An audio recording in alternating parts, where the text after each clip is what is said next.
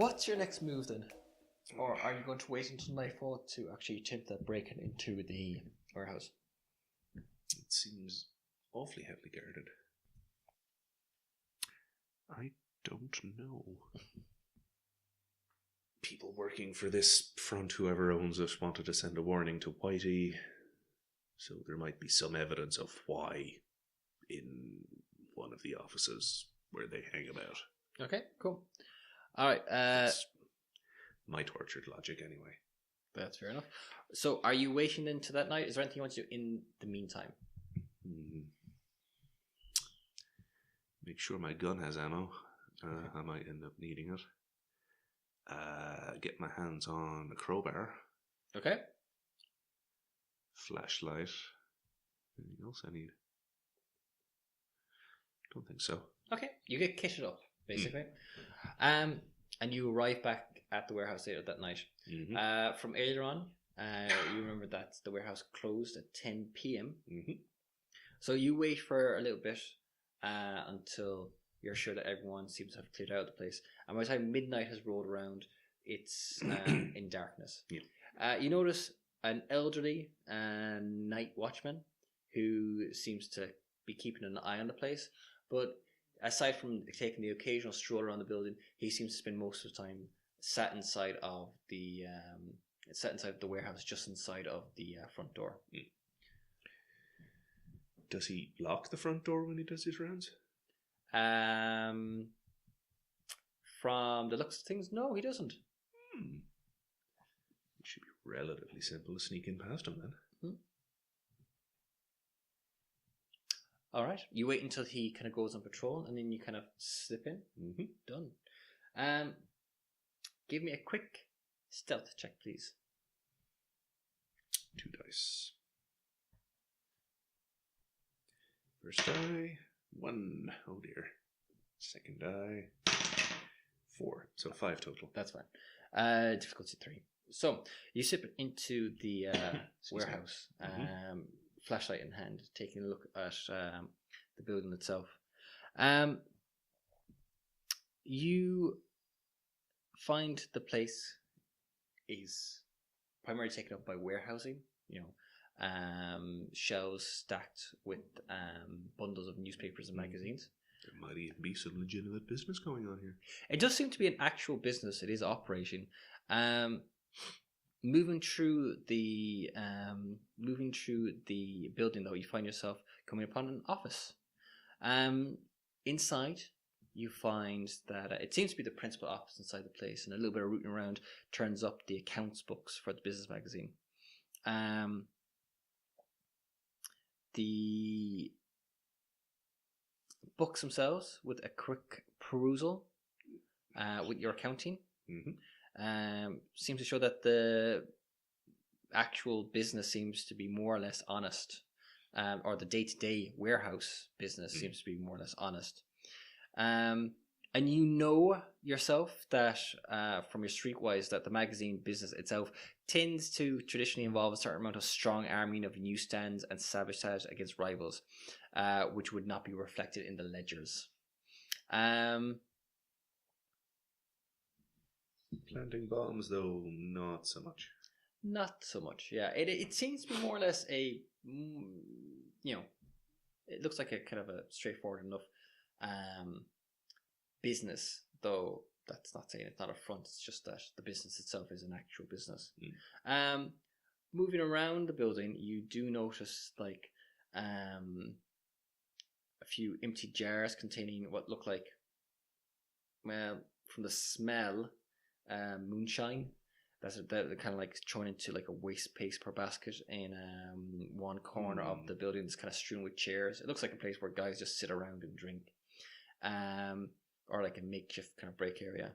That is a little unusual, just because you're out of prohibition at this point, and there are plenty of like cheap liquors that you can just buy off the shelf. Moonshine has kind of seen its day and gone again, but that's not to say it's still not knocking around in some corners. So I'm sure there are still some people who like to dress like alcohol. Very much so. It's a habit thing. Yeah, but otherwise from that, the building seems pretty innocuous at this time. Yeah. Fair enough. I guess I'll slip out quietly again then. Yep, done. Absolutely no problem. I'm going to say, because it's quite late at this point, you go home. You have a chance to kind of like get to bed, get some sleep, and also dwell on your problems and on what you want to do next. Many, many problems. So what is it that are you thinking right now, though, is your next course of action? Is there an obvious one to you? So nothing particularly illegal is going on in the warehouse? Nothing regarding the actual business that's been taking place in the warehouse is legal, no.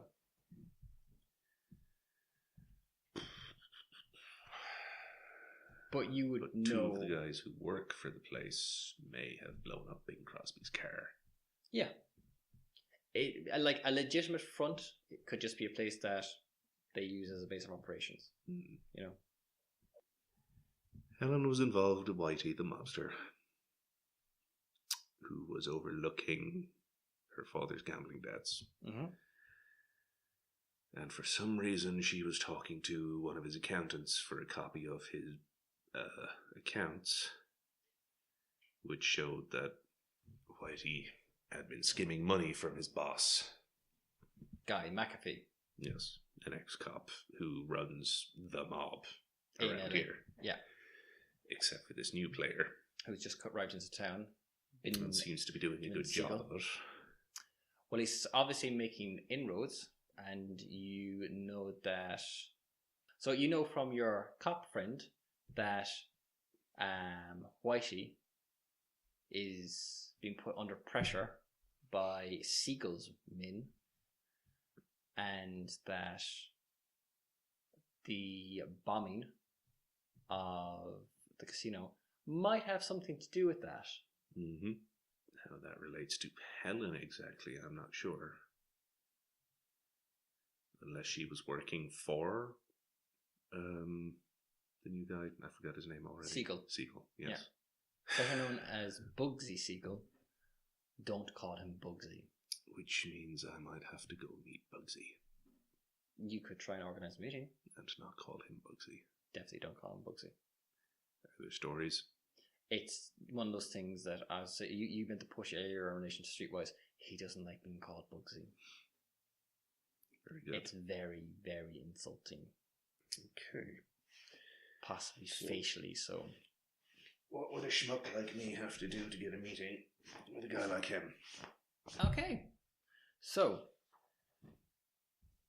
you know that Bugsy, don't call me Bugsy, is somebody who has arrived into LA and has set about establishing himself in the city. However, he is also somebody who is not shy about a little publicity. Mm-hmm. And he has become a well-known face inside of Hollywood's nightlife. So, you don't have any in with him because he's not a established player in the city. But you know that he likes to hit the various nightclubs around, and it doesn't take you much to actually find out that recently he has been frequenting the Coconut Grove fairly regularly. So you could take a chance and basically saunter in and see if you could get a sit down with them. Yeah, that seems like a good idea. Okay. Well, it seems like an absolutely terrible idea, but I'm going to do it anyway. Okay.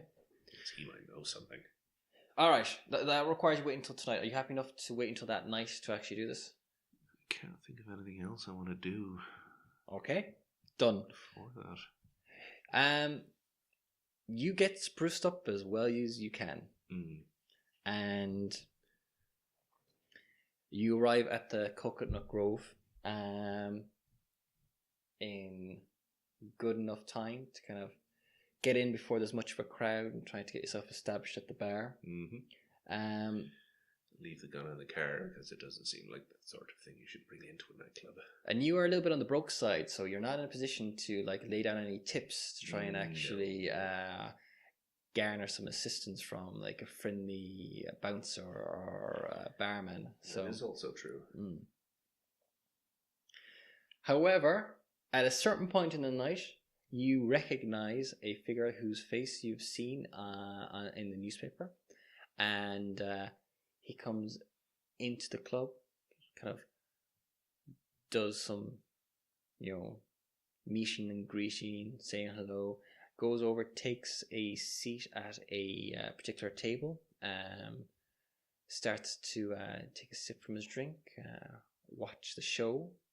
There are a couple of guys who are quite clearly not sitting at his table and have nothing to do with him, but who are lounging quite noticeably near him, and he seems to be like chatting away to a couple of girls who have like taken up positions on either side of him.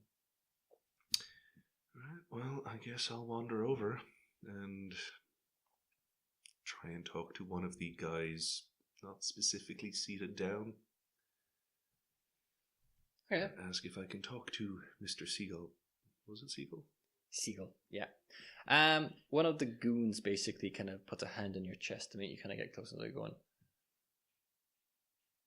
the boss don't like to be disturbed. I know. It's kind of a personal. He might know a Helen Deacon, I think. If you mention I'd like to talk to him about that, he might change his mind. So the goon kind of glares at you, goes over, whispers in Mr. Siegel's ear. Mr. Siegel gives you a little wave to come and take a seat. All right. Mr. Siegel, a pleasure to meet you. I'm afraid we don't appear to be acquainted, and you are my friend. Dex Raymond. I'm a private investigator. Miss Deacon's sister hired me to try and find out what happened to her after she disappeared. I heard about that. A real tragedy. I never met the girl, and I don't know what drove her cuckoo, I'm afraid, though. I've been doing some investigating. It's what I do. And it's weird. She'd gotten herself involved with a fella by the name of Whitey Alexander. I don't know if the name rings a bell with you. Oh yeah, I've heard about that guy. He's a real crook. I hear he's robbing Guy McAfee blind. Oh. Terrible thing. Can't Interesting, find people these days. because I got talking to his accountant at one point. Just met out of thin air, and apparently he and Helen did a thing there where Mr. Alexander's books became available to someone who might know where to look for them. You don't say. That's very interesting. I'm sure it's a type of thing that that might be of great use to somebody in the right position. Yeah, I'm not in that position, and I honestly, it's none of my business what goes on with crooks such as that and whoever associates with them.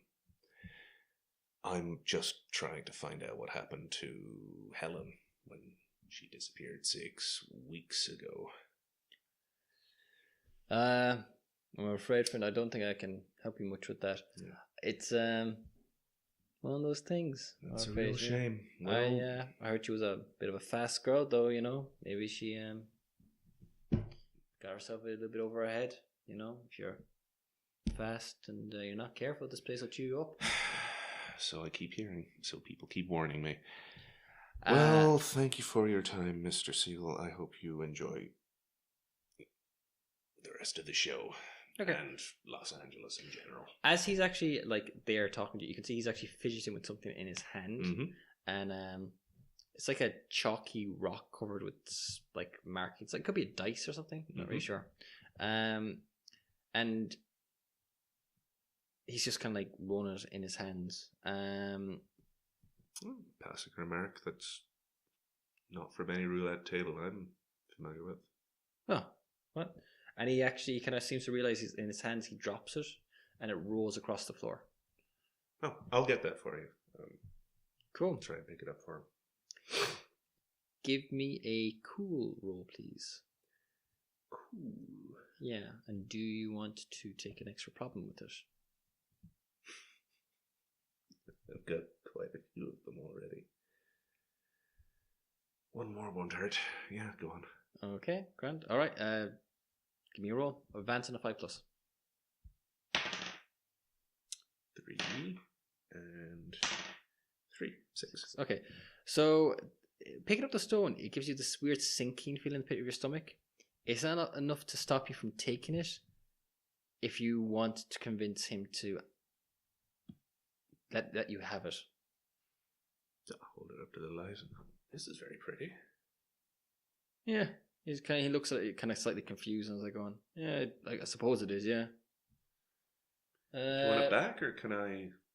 I don't know. Somebody gave it with me. I guess I've been fooling with it. Mickey, maybe, I suppose. I don't know why he gave me a stupid rock, though.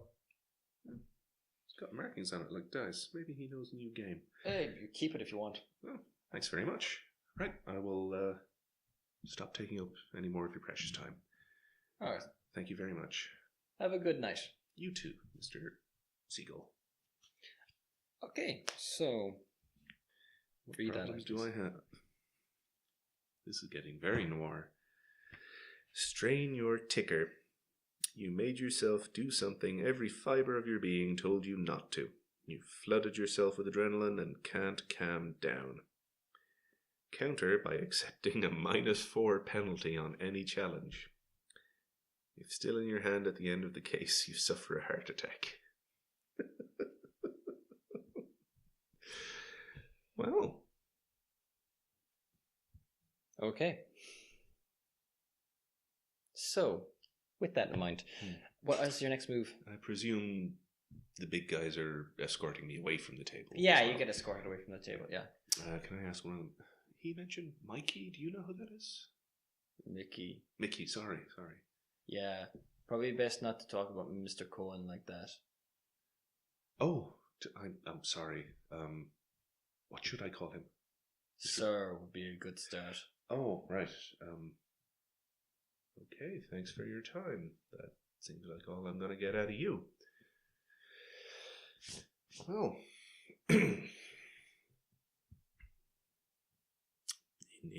enjoy your guard duty. So they walk you away. That's about the height of it. You vaguely recognize the name Mickey Cohen as another goon who's kind of arrived in the city recently. Right. And you think he's like Siegel's right-hand man. Right. But you don't know much about him. If you want, you could spend some time trying to see if you could pick up some word on the street about him. You would know that as Cohen's like right-hand man, he's probably more likely to be the guy who would do any dirty work that would need to get done. Right. Oh, sorry. As Siegel's right-hand man, Cohen would be the guy who would probably get his hands dirty if something needed to get done. All right. Out of the nightclub, hit the streets. Okay. You start asking around. Okay. Yes. And after like a couple hours, like hitting a few places, generally sticking your nose in where it's not wanted, asking questions that you probably shouldn't ask. You find yourself inside of a bar, and as you're just stepping outside the front of it, kind of like having like struck out again. You find yourself face to face with a guy and two goons flanking by the side. It's late enough at this point. There's not really anyone on the street. You're more or less alone, and inside the lights in the bar go off. I hear you're looking for me. Word travels fast. Well, you did make a point of introducing yourself to my friend, Mr. Siegel, earlier on. Yes, he gave me a nice little rock. You actually see him look a little confused at that. Oh, let me show you. He says you gave it to him. Sure, maybe I did. What's this about, though? Helen Deacon. Name ring a bell? He looks at you. Who's she to you? Just another case. All right. Are you willing to make a reassurance push? Sure, why not? Okay. He seems Even to... if it doesn't work terribly well. Okay. He seems to relax a little. How many pushes that leave you on? Oh, sorry. Yes, I was on 4. So that would put me down to 3. Okay. And if I roll an odd number, then I don't get the benefits of the push. Yes, that's true. So, make the roll. 3. Do not gain the benefit of the push, but I do get rid of this. Yes, you do. Okay. So, Cohen looks at you and like going, "Look, buddy," and he kind of steps forward and kind of pushes you in the chest. Maybe there's some things you want to keep your nose out of. Maybe, but none of them involve that contract I've accepted.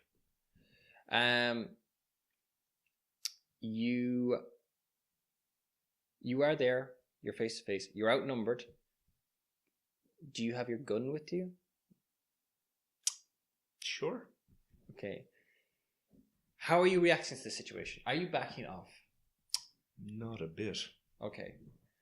Are you trying? I'm staring him straight down. I'm a war veteran. Okay. I would accept if you're outgunned at the moment, right? Mm-hmm. But if you're willing to spend a push on intimidation and back that up with drawing your gun on them, now there could be some serious consequences for that if you do it. This seems like a fantastic idea. Okay. I'll do it. Alright. Push, intimidation. I'll poke him in the belly underneath where he's poking my chest with the gun barrel. Perfect. Very noir, I think. He kind of his eyes narrow, and the 2 guys beside him basically they both pull their guns from underneath their jackets. He puts his hand back to kind of steady them. You've got some balls, Dick. You've got some slow henchmen. What do you want to know? I just want to find out what happened to Helen in the time she was missing.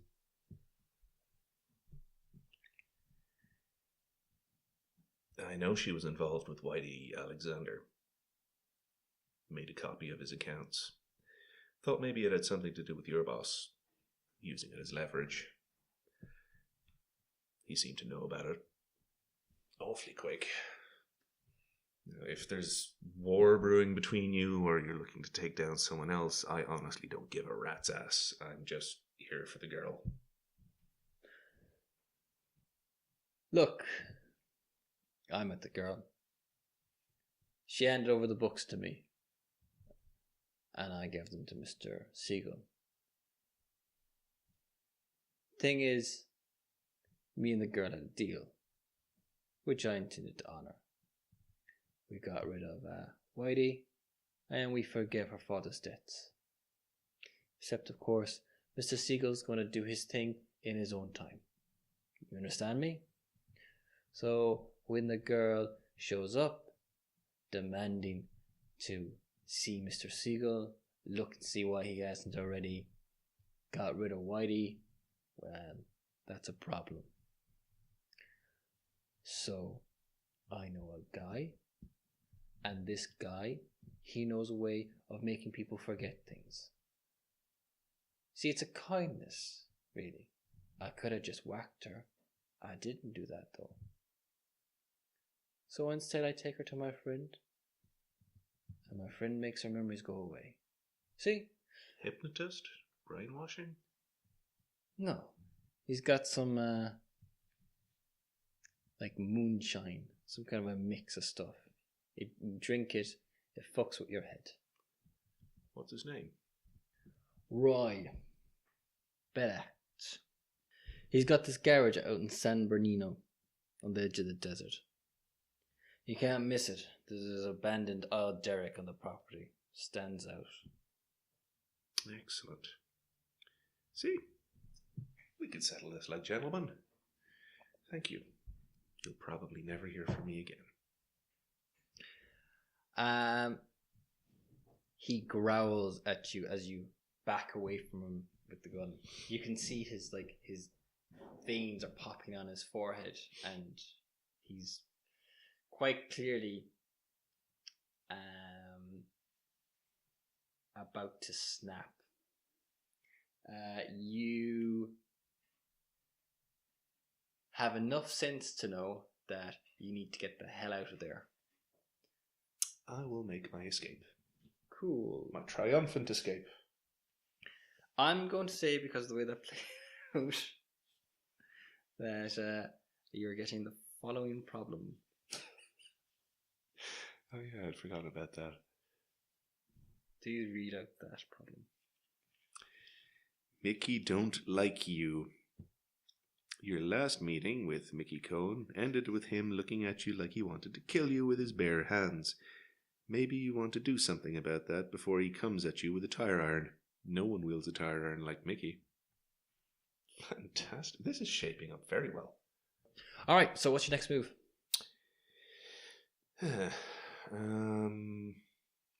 Phone the Deacon residence, I think. Okay, done. I have learned from my sources that Helen was poisoned in some manner with some amnesia-inducing drug. Margaret. So psychological treatment might not be appropriate. Margaret, you can hear by the tone of her voice, she seems kind of like somewhat taken aback by this, but at the same time, there's like, poisoned? Do you know who? By how? I'm looking into that now, but yeah, if I can find the guy who's responsible, then there might be a way to reverse it. We'll see. Please. In the meantime, perhaps some sort of other doctor might be able to help. I'll make the arrangements straight away. If it's a poison, maybe there's something they can do to flush it from our system. If you could find out whatever you can, though, Mr. Raymond, please. Mm-hmm. I'll be in touch. Thank you. Okay, cool. It's quite late at this point, obviously. Mm-hmm. So it's the perfect time to drive out to an abandoned filling station alone with an unused gun. Absolutely. And the cops aren't going to get involved. All right. So, you drive out, and as Mickey described, the place is hard to miss. It stands kind of on its own at the side of the road. Nothing around it on every side. The only thing standing out, an old abandoned aisle derrick, the lever arm aisle derricks up and downs, which is kind of rusting away behind the property itself. You drive out towards it. How are you approaching the situation? I think stealth would be more useful. Okay. Are there lights on in the building? There's a light on at the front, like over the gas pumps. Yeah. Oh, excuse me. I'm sorry, I forgot the name of the guy Cohn mentioned. Roy Bedact. Roy what? Bedact. Bedact. Yeah. Okay. No obvious signs of movement or habitation No. beyond the light over the gas No. sign. Right. Trench coat with crowbar inside time, I suppose. Okay, cool. I'll park some distance away so the headlights don't give me away. Cool. And The you engine and whatnot. all right. You start walking up towards the garage. Mm-hmm. It's on a treeless expanse. There's no cover or the usual sounds of nature to mass movement.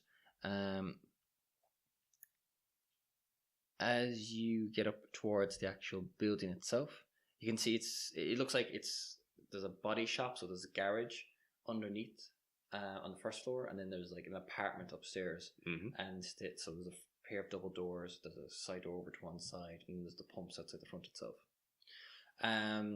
So what way are you going in? Back door. Okay, yeah, you go around the back. You try the handle, it's locked. Is there any sort of storm cellar basement type? Doesn't appear to be. Okay, No, okay. Doesn't appear to be.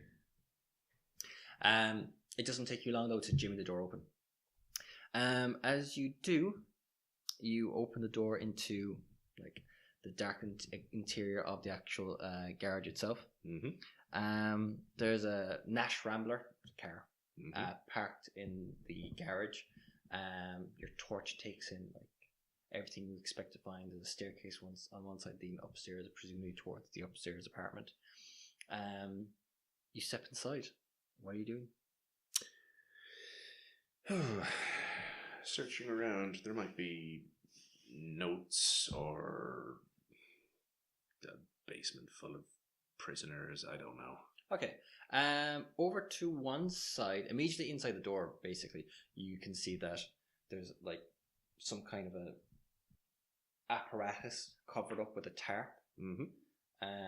Putting it aside, you see that there's actually a still underneath it. Still looks to be like in operation, not just an old one that's been left to one side. Looks like he's still actually brewing moonshine here. And as you're moving around, you hear a faint and like movement coming from the trunk of the car. Oh my. That's worrying. What do you do? I guess I'll crowbar I could probably just open the boot. Yeah. Alright. You open the boot, and as you shine your torch inside, you see a figure you recognize. Burl Treehorn from the casino. Oh my. He has been badly beaten. He is barely clinging to life. Blood soaks the linen bedsheet he's been wrapped in. He's so badly beaten he's nearly unrecognizable. There's exposed brain tissue pulsing below a fissure in his shattered skull, and the sight requires a stability test from you. Okay. So the advance of this is 11 plus. Do you want to take the -4 on this? I might as well. Okay. So are you looking for the extra problem, or are you just going to go with take what you've got? I'll take what I've got. Okay. -4. Get rid of this. I'd rather not end with a heart attack. Okay. Die number 1 is a 2. Die number 2 is a 1. So Okay. 3. Oh dear. So Not used to this. you stagger back in horror. You can't help yourself. Anyone would. You also gain the problem. That didn't work out at all. Take that. Rattled. That thing you just saw, or learned, leaves you shaky and off your game. Until you counter by taking time, take a -2 penalty on all cool and stability tests. Okay, so as you reel back, I need you to make a sense trouble roll for me, please. Do I get rid of this? Yes. Sense trouble. Yeah. That is also 2 dice. No, So- wait, it is 2 Yep. dice. Okay, so, and in this case, you are at a -3 penalty on this dice roll. Now, so it's a sense trouble. Is there anything you want to add to it from an edge? What does sense trouble count as? Mental. I guess self-possessed for +2. Okay, and you have self-possessed twice. Oh, you're right, yes, I do. So, okay, so you have a +2 in this roll. Which means -1 total. Yep. And it says trouble. 2 dice. 6 and 5, 11. Okay, so No, wait, 10 because -1. 9 and 1. Okay, so you're clipped from behind with the wrench, but it doesn't knock you out cold. You realize that someone has creeped up behind you whilst you reel back and has tried to actually knock you out. However, they have not managed to do so successfully. So you wheel around and you see a man standing behind you. He's wearing like a stained shirt and dirty overalls. You guess instinctively that this must be Rye. So he basically goes to swing at you again. So this is a fighting check. Yeah, I'm going to counter with the crowbar. Okay, so again, the advance of this is 13 plus. Is there anything you want to spend on this roll? Quick reactions, extra die on any athletics, driving, or fighting test. Yes, absolutely. So that's 1 extra die. So and you can only spend 3 dice. Yeah. Okay. 4. Mm-hmm. 5's 9. And 5 is 14. 14. Advanced 13 plus. You overpower Roy, knocking him to the floor. You have the upper hand in your interaction with him, and as he begs you not to hit him anymore. Tell me how this fight goes down between him with his wrench and you with your crowbar. Well, the crowbar has a lovely little wicked hooked edge on it, so I can trap his wrist with the wrench in that, give it a wrench. Mm-hmm. Maybe break his wrist, or at least sprain it so badly he drops the wrench. By that time, I can just pull out the gun. Okay, perfect. Done. Okay, so the mechanic lies on the floor, holding on to his injured wrist. Do you have any problems that can be countered by you successfully beating somebody in this fashion? Have a quick look. I didn't make any cool tests there, so unless that man was Mickey, I don't think so. Nope, I'm afraid not. Okay, so he's lying on the floor, basically holding on to his injured wrist. What are you doing? Well, I think you better start explaining this situation. Why is there a nearly dead mobster in the boot of this car? Also, what have you done to Helen Deacon? He kind of glowers at you. Look, I was just doing what I was told. I have an arrangement with Mickey. I take care of people for him, and sometimes he brings out a body out here, and he asks me to dispose of it. There's caves underneath the garage, so they go down there. They don't get found again. The girl, the type of shine that I put together. It's not my usual product, but it's got some interesting side effects. Yeah, I've met Helen. You really have messed her life up. Can it be fixed? Maybe. Time, I don't know. Didn't exactly do much in the way of. So you got no antidote. Time, maybe. He looks over to like a corner of the garage, and you can see there's some kind of like another contraption in it. You presume it was actually part of the garage itself, and as you kind of go over and take a little bit of a better look at it, you can see it seems to be some kind of like very crude lift. There's basically there's a system where it can be like lowered down into what appears to be some kind of a covered shaft that's the garage seems to be built over. I store it down there, down in the caves. If you want to take a look, maybe of some use to you. I don't know. Give it to a doctor. Yeah. All right. Is Burl beyond help? Yeah, you think he's like, if he's not dead already, he's dying. Yeah. Sorry, Burl. I'll put one in his head just to make sure. Okay. It seems the more merciful thing to do. All right. Yeah. How big is that lift? Big enough for like easily like a couple of people. Oh, right. Right, get up, Roy. We're going downstairs. Okay, so you try to actually, like you basically bring him over to go into the elevator. Mm-hmm. Okay. I've got a gun. He doesn't. That is true. He knows it's got bullets in it. Okay, so as you try to move him over towards the cage, you can see immediately kind of sense that he doesn't want to actually go down. Oh. And he tries to make a break for it. I'll fire a second shot just to get his attention. All right. What's got you so rattled, Roy? Afraid to go downstairs to your moonshine? I don't like going down there, okay? What else is down there? Nothing. Then get in the lift. He's just glowering at you. He seems to want to have kind of climbed up. I'll give him a shove then. Okay, yeah. Come on. You had no problem sending me down here. Okay, so he tries to take a swing at you. It's a fighting check. Right. Advance is 5+. Got 2 dice. And a gun. You have him at a severe disadvantage. Let me put it like that. True. Yeah. Fair enough. 4, 2, 6.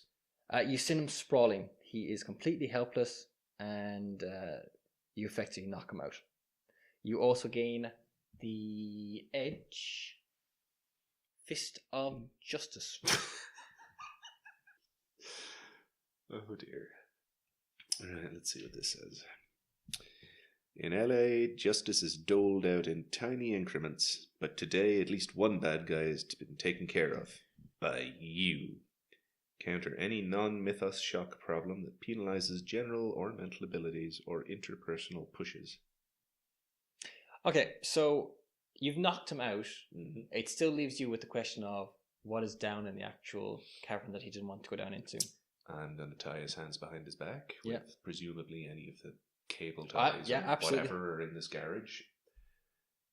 Drag him into the lift with me. Okay. Get a nice strong flashlight going and down we go. Down you go, absolutely. If there's something scary down there, I'll come back up. You descend into the pit. The clanking, creaking elevator slowly descending down into the darkness. And it's quite a large cave, much larger than you would have expected to be here. And as you shine your torch around, you can see the remnants of bones seem to litter the actual floor, and there seems to be old bloodstains around where the elevator would touch down. Bones? There's a smell, kind of musty and fetid and like decay somewhere in the air. And as you kind of hit the ground, you can hear kind of like a muffled groaning coming from the bloodied face of Roy as he blubbers on the ground. And you can hear him kind of moaning, no, the smell of the blood, no. And as he says that, from out of the darkness, gibbering, humanoid things rush towards you. Fucking hell. They're hunched humanoids with rubbery skin and tough semi-canine snouts. They rush forward and start to bang and jostle the cage, growling and trying to get their claws in between the actual bars. What the hell are those things? Yep. Okay, can I get a stability test from you, please? I'm not sure if you can. I will be at -2 because rattled. Okay. Anything else? The advance in this is 9+. This is stability. It is.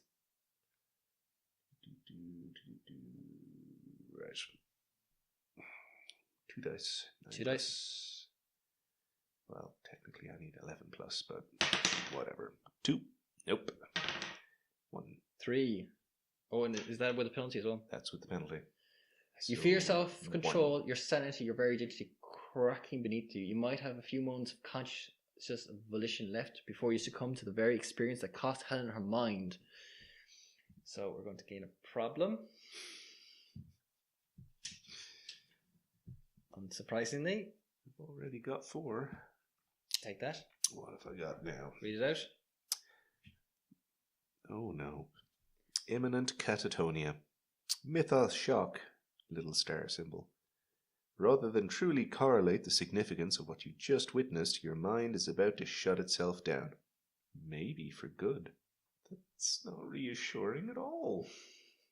Okay, so in relation to your problem though, do you have a card that allows you to counter it? Do you have an edge? Counter any non-mythos shock. Oh, bedrock skepticism, you're quite right. Spend to counter a mythos shock problem. Okay, so you can basically... Never mind. Yeah, so that one gets rid of that one. You have to say what you're going to do. The creatures around you, they're snarling and snapping at you, but you're not sure if they're actually going to attack you, or if they're trying to like ward you off, or... I think, can I put the lift into reverse? Yes. That seems like a really good idea. Yes, you can put the elevator to reverse. You can winch it back up again. Slowly cranking it and retreating back upstairs to the... That seems like a smarter idea than garage. going further down. Okay. As you kind of like crank slowly up, the ghouls below you start to kind of like disperse again, going back into the caverns. Which means that you return back up to the garage and you shake off what you've seen as obviously being, well, obviously something hallucinations bizarre. From all the moonshine he says he's got down there, probably. That's probably it, yeah. Okay. Oof. With that, you find yourself back in the garage,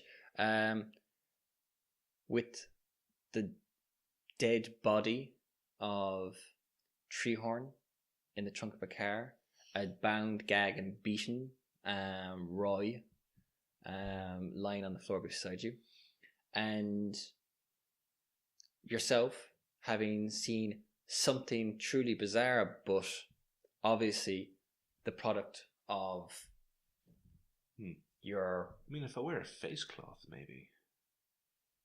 Adult mind? It's obviously some sort of weird mind-affecting drug he puts in the moonshine. That does make a lot of sense. Okay, right. So, what do you do next?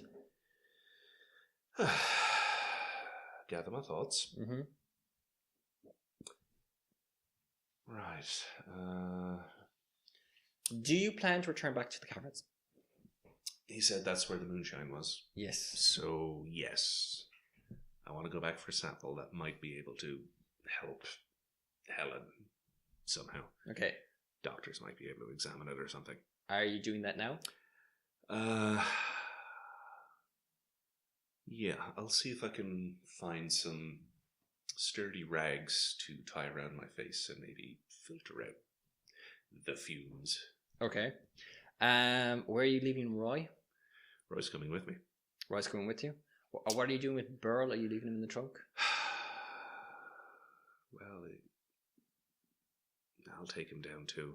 You'll take him down too? Okay. The easiest way to get rid of a problem. Okay. Right. You lower the cage down into the cavern one more time. This time with Burl's body in it as well. The creatures return.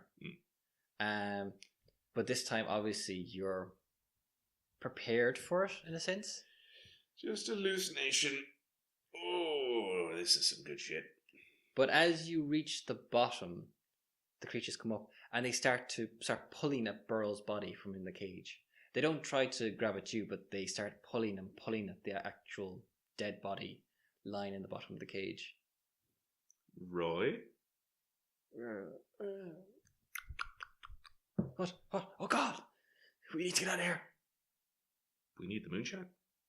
There's no moonshine. There's no moonshine. Get us out of here. Get us out of here.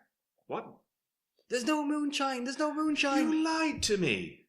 Then what's causing all this nonsense? You put someone down here. You see this? It drives people mad. It drives people mad. Fine. The creatures are leaping up, trying to actually pull the body. Back up we go. Okay. I guess we boot the body out after they've dispersed. Okay. They're kind of like, they start actually almost climbing the walls after you when you actually start pulling away with the corpse. But when you actually kick it out again and hits the ground, they just drop down and they immediately go over and basically take the body and they drag it away into the tunnels. Right. You better level with me. My patience is getting very thin. The creatures, they live down there.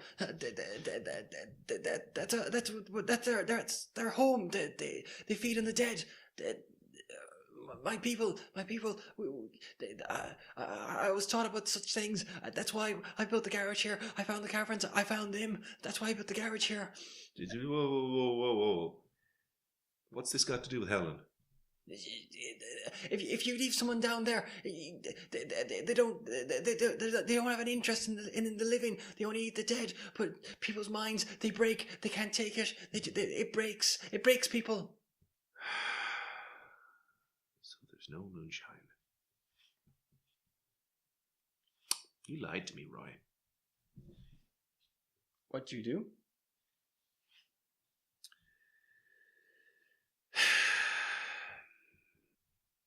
I should just leave him down there. Whatever you want to do, make your call. You know certainly that no one's going to believe this story.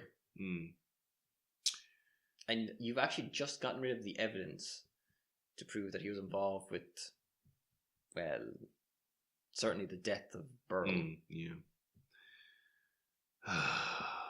He's a sick man. So there's literally nothing that can be done, except maybe time for Helen Deacon. But that's going to be tricky. He did that on the orders of Mickey Cohen, you presume, and the cops are probably not going to go after Cohen.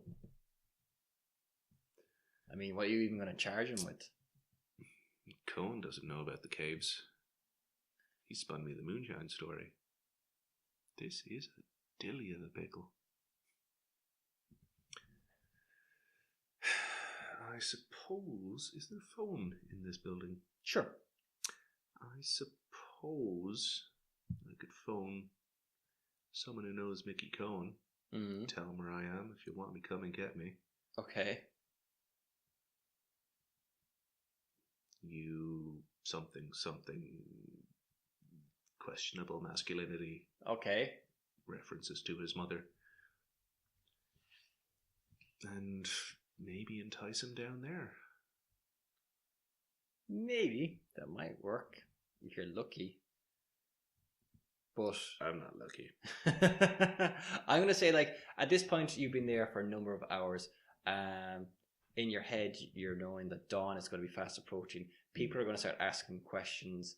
If the place doesn't get opened up, somebody might come knocking. You're right. I should probably just burn it to the ground. Okay. What do you do with Roy? What do I do with Roy? God, it would be far too heinous of me to just leave him down there, wouldn't it? It's up to you. And again, he did just as bad to Helen Deacon. According to him. And worse to corpses. They won't hurt the living. Or they don't eat physically. How do you want to deal with this? I'm gonna kick him back in there and let the winch down. Okay. And then torch the building as you leave. Then torch the building. Done. You said there was moonshine. It'll go up a treat. It goes up like a Roman candle. All right. You drive back to town. It's early morning. You haven't slept. You're dirty. You're tired. You're filthy. But you have one last thing to do. I'll call up to the Deacon residence. You're let in. Mm-hmm. Somewhat reluctantly by the butler, but Margaret rushes to see you. She kind of pauses when she takes in your state. I'm a little smoky, sorry. She looks at you. What happened? Long story short, I found the guy responsible and burned his house to the ground with him inside. She pauses, shocked by this, but he didn't leave me a lot of options here. Quite clearly telling the truth. She does show, like, honestly, signs of shock. The man who did it, the guy who ordered it, was working for Bugsy Siegel. So I don't know if you want to go further up that tree. She seems to take a moment to compose herself, and the guy who traumatized your sister, he's gone. I suspect, Mr. Raymond, that is more justice than I could have ever hoped to have seen. Thank you. Yeah. She goes over, she writes a check, and she hands it to you. Your fee, I believe. Thanks. I'll cash it after I have some sleep. And you return home to your office. And pass out on the desk.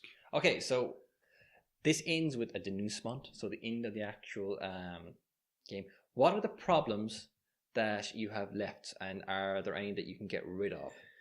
Depending on the size of the check, I might not be broke. So I think the check clears broke for you. Okay. Yeah.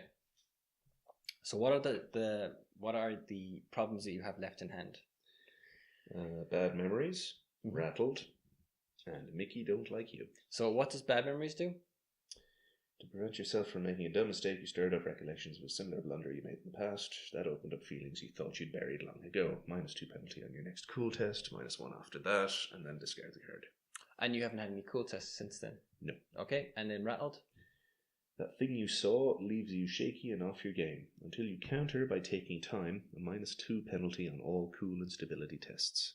Okay. Well, you can clearly take time for rattled, so I think you can get rid of rattled, as you basically go back and pass out in your office and spend some more time just, easing off, leaving you with the much more ominous Mickey don't like you. I shall have to buy a bear trap. So tell me, how does this work? Give me the final scene of this. How does it play out?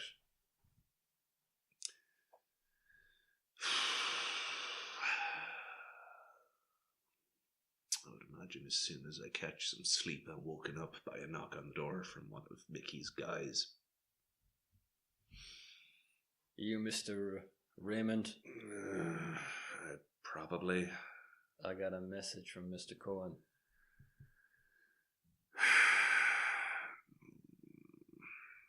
Is it a long one? No. He takes out an envelope, hands it to you. With his regards. What is it? Inside is a letter. Hopefully not anthrax. Which tells you that you are now the owner of a cemetery plot in North Hollywood. It's awfully kind of him. I've got a response for him here, if you don't mind. Your man is gone at this point. he hands you the envelope and then he turns around and walks away. I'm going to draw a big penis and then send it back to him. Okay. So our story ends with our hero sitting in his office, sipping bourbon, waiting for a visit from Mickey Cohen, contemplating the mistakes he's made, but knowing he's done at least something just, maybe not good, but maybe just. And that's where we'll leave it.